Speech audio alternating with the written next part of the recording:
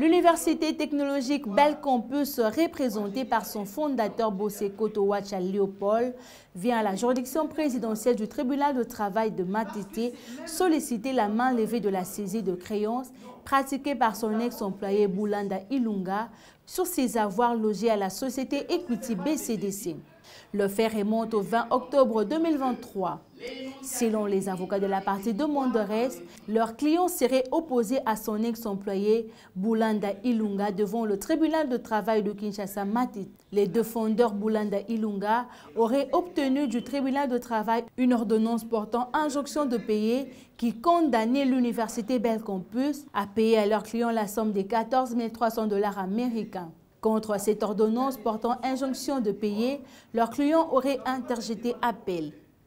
Ils affirment que leur client serait surpris par un acte de non-appel obtenu par le défendeur dont il aurait fait foi pour pratiquer la saisie attribution de créances sur les avoirs de leurs clients logés à la société Equity BCDC.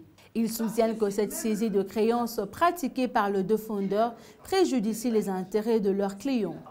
À l'audience du jour, les avocats de la partie défenderesse soutiennent que l'ordonnance dont leurs clients seraient bénéficiaires serait assortie d'une clause exécutoire sur minute.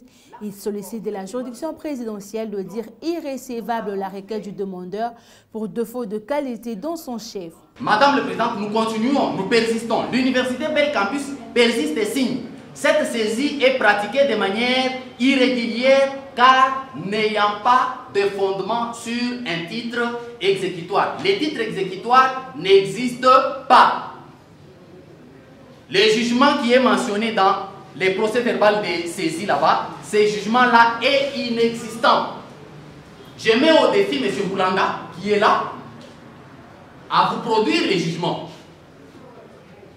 Et maintenant, quand on se rend compte qu'il n'y a pas de jugement, on commence à vous dire que jugement et ordonnance sont synonymes. Selon quel dictionnaire?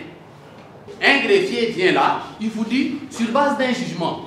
Jugement qu'il ne produit pas, jugement que le défendeur à ce moment n'est pas à mesure de vous produire, mais il pratique quand même la saisie. Nous disons que cette saisie est irrégulière. Votre tribunal ordonnera la main levée de cette saisie et ce sera justice, nous avons dit. Les avocats de la partie demanderesse soutiennent pour leur part que la saisie pratiquée par le défendeur serait irrégulière au motif qu'elle aurait été opérée sans titre exécutoire. Ils sollicitent de la juridiction présidentielle la main levée de cette saisie opérée d'une manière irrégulière. Mais c'est extraordinaire! Vous avez pris une décision. La décision est devant vous. La décision dit, nous disons exécutoire. Nonobstant tout recours, cette décision. Belcampus qui enseigne le droit à nos pauvres enfants vous dit que la décision n'a pas été exécutoire. Ma foi, vous voulez qu'elle soit, qu'on écrive où pour dire que la décision a été exécutoire? Qu'on écrive où? Il faut aller écrire sur le mur de Belcampus. Les tribunaux, compulsant son dossier, s'est rendu compte qu'il n'y a pas de statut au dossier, madame. Si vous, juge présidentiel, juge des référés, vous n'avez pas vu les statuts, où est-ce que Ben va voir les statuts?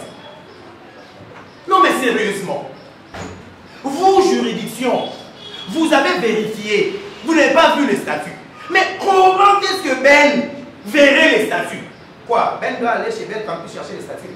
C'est ça? Ma foi. Mais parce que vous n'avez pas vu les statuts, madame, fermez le dossier, prononcez une décision sur les bancs, défaut des qualités. Défaut. Après avoir entendu toutes les parties, la juridiction présidentielle clôt le débat et prend la cause en délibéré pour se prononcer dans le délai de la loi.